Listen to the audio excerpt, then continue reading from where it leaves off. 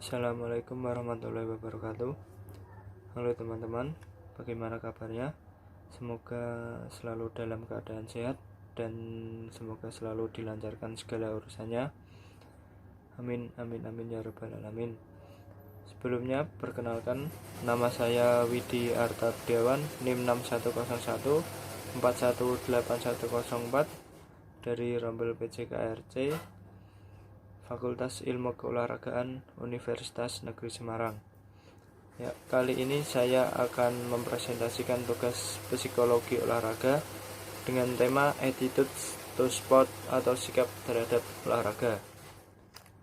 Ya, langsung saja, pengertian sikap adalah tingkah laku atau gerakan-gerakan yang tamak dan ditampilkan dalam interaksi dengan lingkungan sosial.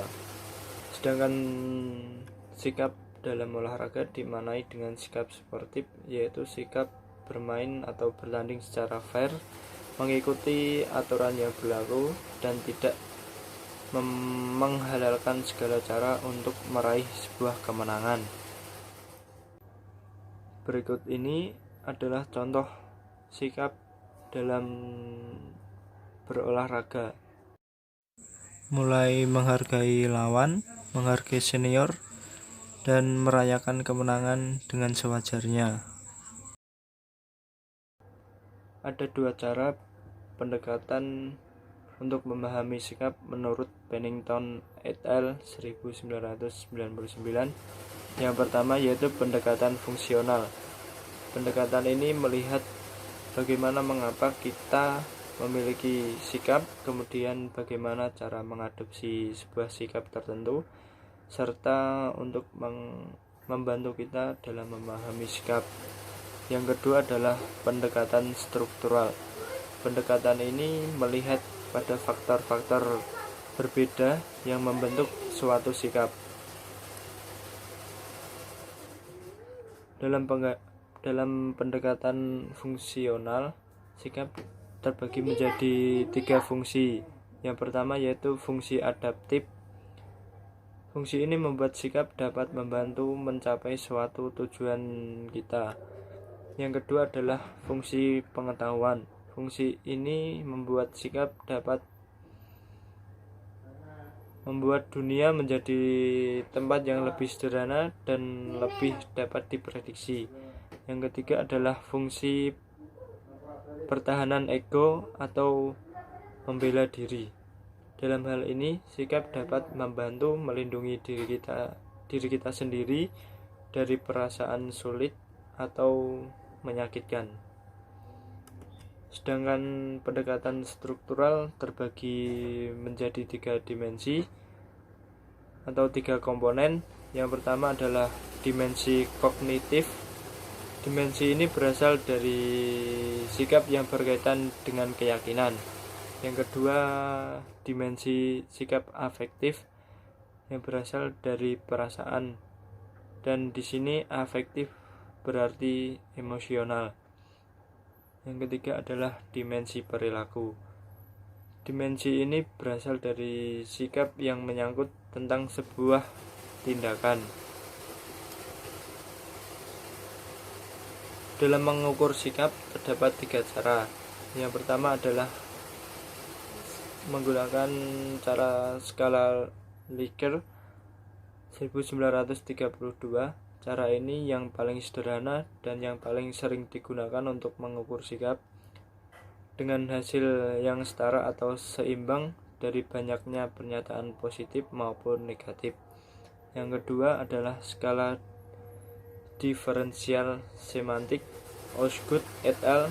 1957.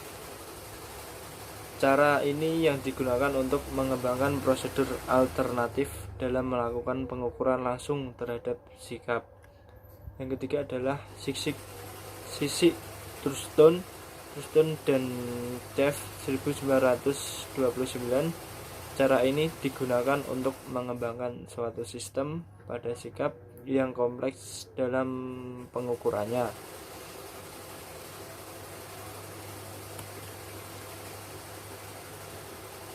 Kemudian ini adalah cara-cara menerapkan sikap dalam persaingan. Yang pertama, dengan menggunakan penguatan positif untuk membuat sikap anak-anak terhadap olahraga. Yang kedua, memberikan banyak perhatian kepada anak yang dapat mempengaruhi sikap mereka untuk berpartisipasi dalam olahraga. Saat melatih, berilah semua perhatian dan bantuan terhadap setiap anak untuk berolahraga dan jangan membedakan dalam membantu satu dengan yang lainnya. Yang ketiga, jangan membedakan siswa yang lebih lemah dan melarang mereka untuk berlatih bersama.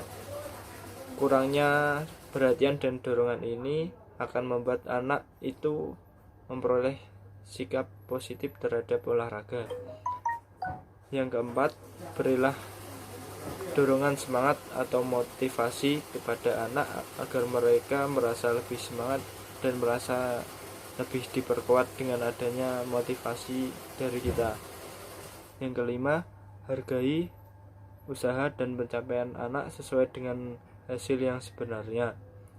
Yang keenam, jangan pernah membebani atau memaksa orang untuk berusaha lebih keras atau berolahraga lebih berat karena setiap orang memiliki kemampuan yang berbeda.